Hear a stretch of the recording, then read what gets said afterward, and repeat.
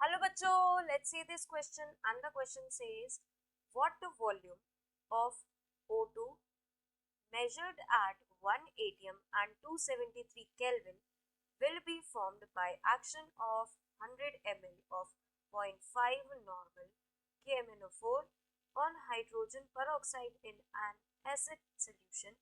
The skeleton equation for the reaction is।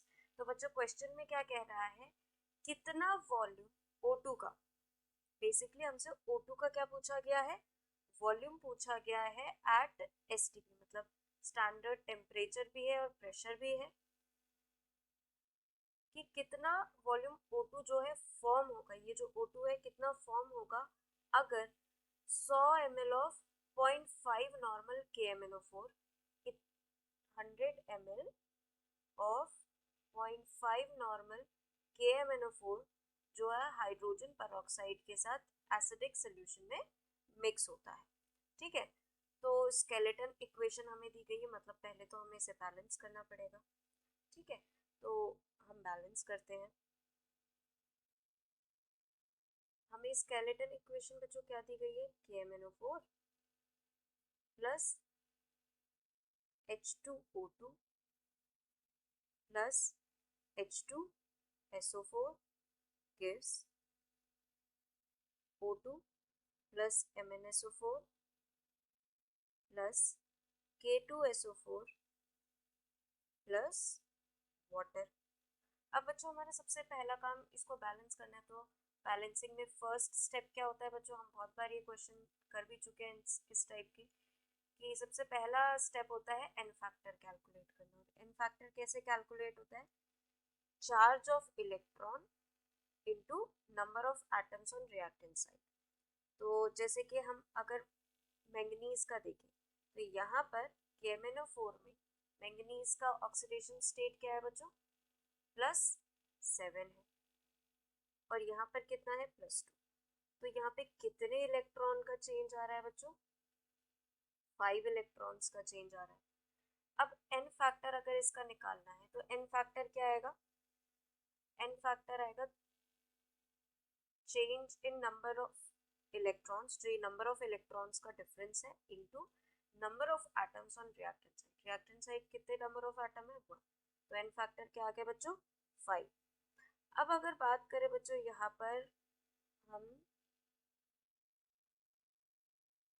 H2O2 की, अगर हम यहाँ पर H2O2 की बात करें, यहाँ पर O2 पे क्या ऑक्सीडेशन स्टेट है, यहाँ पर है बच्चों माइनस, ये है 2 और ये -1 है बच्चों।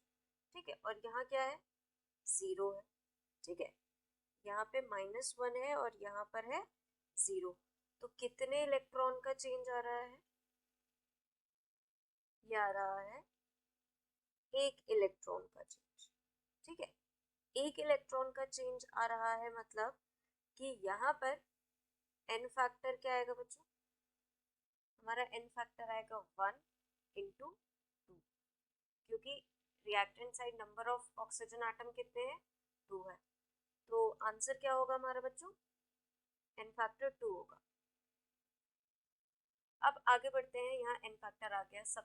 अब सेकंड स्टेप हमारा आता है कि हमें एन फैक्टर को क्रॉस मल्टीप्लाई करना है, मतलब H2O2 में H2O2 वाले का एन फैक्टर 2 आया है ना, तो हम KMnO4 के आगे स्टोइचियोमेट्री 2 लगा देंगे। सिमिलरली 5 को लगाएंगे H2O2 के आगे।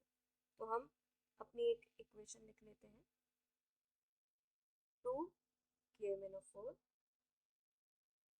Plus 5 H2O2 plus H2SO4 gives O2 plus MnSO4 plus K2SO4 plus H2O। ठीक है, अब ऑक्सीजन और हाइड्रोजन को छोड़ के बच्चों सारे और एटम्स को हमें बैलेंस करना है। तो चलिए स्टार्ट करते हैं पोटेशियम से। पोटेशियम यहाँ 2 है, तो यहाँ पर भी 2 है, मतलब ऑलरेडी 2 है पोटेशियम। मैंगनीज देखें तो यहाँ 2 है, बट यहाँ 1 है, तो यहाँ 2 लगा दिया हमने। बात करें यहाँ पे और सल्फर की, यहाँ सल्फर एक है, यहाँ पे 3 सल्फर है, ठीक है, तो यहाँ पर हमने 3 लगा दिया।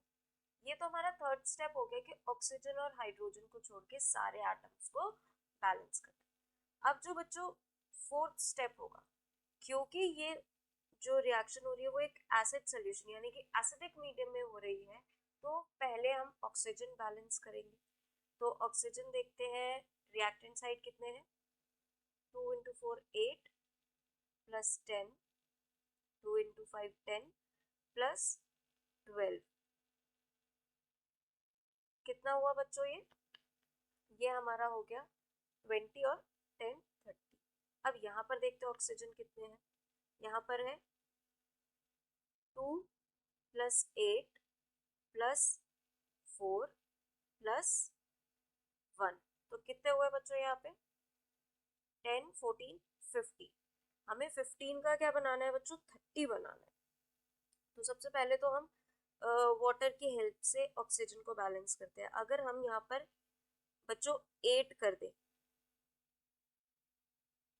और यहाँ लगा दे 10, तो क्या हमारा ये बैलेंस हो जाएगा, सॉरी 5 लगाते क्योंकि यहाँ से हमें मिलना चाहिए फिर 10, यहाँ से जब 10 मिलेगा और यहाँ से 8 मिल रहा है 18, ठीक है, और 4 प्लस 8 30 हो जाएगा। कैलकुलेट करके भी देख सकते हैं।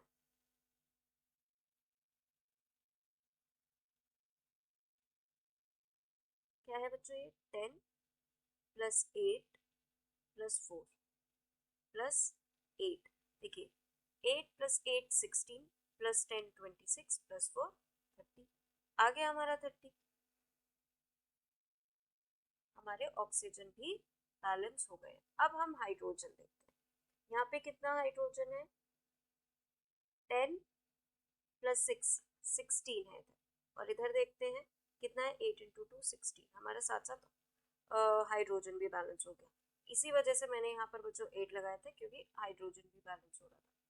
तो ये है हमारी एक बैलेंस्ड इक्वेशन, ठीक है बच्चों।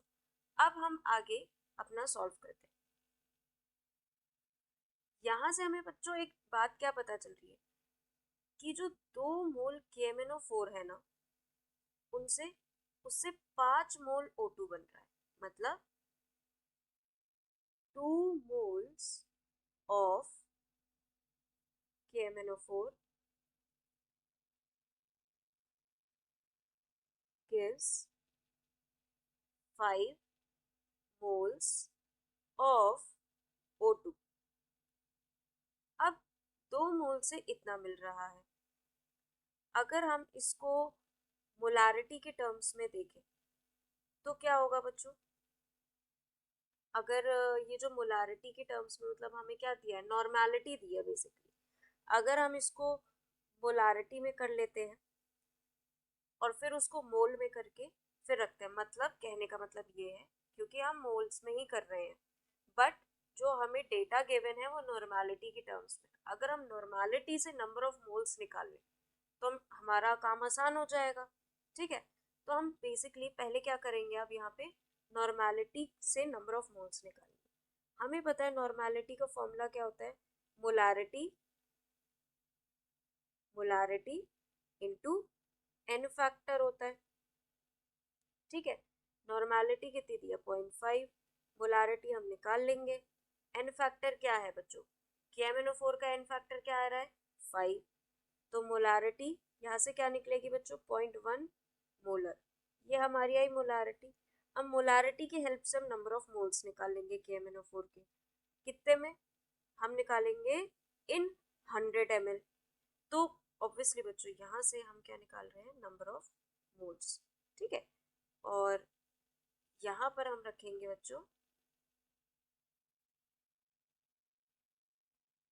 100 ml, ठीक है। अब इसको क्योंकि मोलारिटी में हमेशा वॉल्यूम लीटर्स में रखते हैं तो डिवाइडेड बाय 1000 करा, यहाँ से हमारी नॉर्मेलिटी सॉरी मोला नंबर ऑफ मोल्स क्या है बच्चों, यहाँ से हमारे नंबर ऑफ मोल्स 0.01 मोल्स है, ठीक है। ये क्या आया, नंबर ऑफ मोल्स KMnO4 के जो गिवन डेटा दिया। अब क्योंकि 2 मोल्स KMnO4 से 5 मोल O2 बनेंगे, तो 1 मोल ऑफ KMnO4 से कितना मोल O2 बनेगा? 5/2 moles, that is 2.5 of moles of O2. तो बच्चों 0.01 moles of KMnO4 will give 5/2 into 0.01, that is 0.025 moles. ये क्या आ गया? 0.025 moles of O2. ठीक है, यहाँ से हमारा क्या है? नंबर ऑफ मोल्स है. अब क्या हम वॉल्यूम नहीं निकाल सकते? बिल्कुल निकाल सकते. कैसे? क्योंकि हमें एसटीपी कंडीशन दी है. ठीक है, और STP condition they the number of moles, तो हम आइडियल गैस इक्वेशन लगा सकते हैं. आइडियल गैस इक्वेशन क्या कहती है? PV is equals to nRT. तो चलिए लिख लेते हैं. PV is equals to nRT. Pressure क्या है? 1. वॉल्यूम क्या है? वॉल्यूम हमें दिया है, वॉल्यूम तो हमें निकालना ही है O2 का. ठीक है, नंबर ऑफ मोल्स 0.025, R 0.0821 रखेंगे. क्यों? क्योंकि बच्चों जो प्रेशर है वो ATM में. ठीक है, प्रेशर ATM में, इसलिए 0.0821 रखा है हमने R की वैल्यू. तो 0.0821 लीटर ATM पर मोल पर केल्विन होगी. ठीक है, टेम्परेचर क्या है? 273. तो यहाँ से वॉल्यूम कितना आ गया बच्चों? यहाँ से हमारा वॉल्यूम आया बच्चों 0.56 लीटर. ठीक है, तो करेक्ट ऑप्शन कौन सा होगा बच्चों? हमारा option C. So I hope all of you understood very well. Thank you and best of luck.